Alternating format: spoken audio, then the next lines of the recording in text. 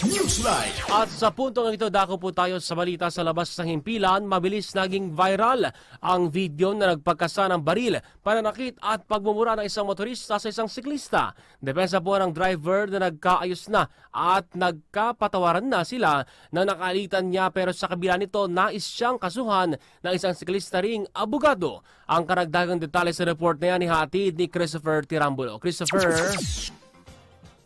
Sumuko na sa Quezon City Police District ang driver sa viral video matapos magkasa at manutok ng baril sa nakaalitang siklista sa Quezon City. Makikita sa video na biglang paghinto ng pulang kotse sa bike lane sa kanto ng Quezon Avenue at Kinadlad Street sa Quezon City dahilan ng pagkasagi ng bisikleta sa kotse. Kaagad lumabas ang driver ng kotse na kinilala na si Wilfredo Gonzalez.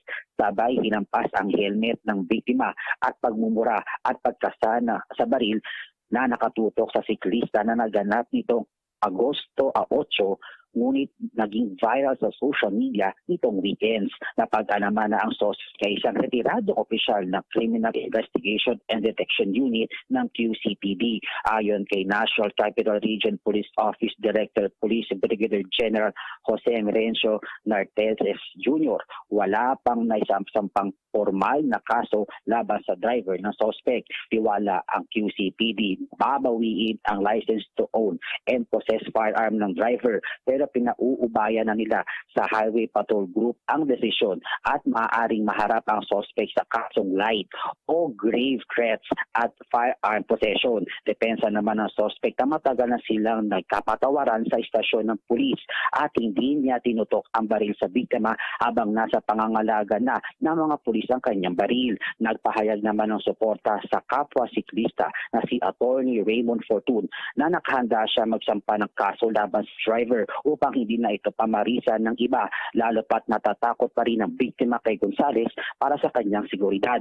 Ang biktimang siklista pa nga umano ang nagbigay ng 500 pisong bayad danyos para sa sasakyan ni Gonzales. Naglabas ng show cause order ang Land Transportation Office laban sa suspect. Ayon kay LTO Assistant Secretary Attorney Vigor Mendoza III, pinag-utos niya ang malalimang investigation sa viral video at iniyak sa publiko ang mabilis na pagpapataw ng parusa sa driver. Binigyan din pa ng LTO na dadaan ito sa due process at patas na investigasyon at nakikipag-ugnayan sa Philippine National Police sa naganap na insidente. Christopher Tirambulo, Newsline. Maraming salamat sa report na yan, Christopher.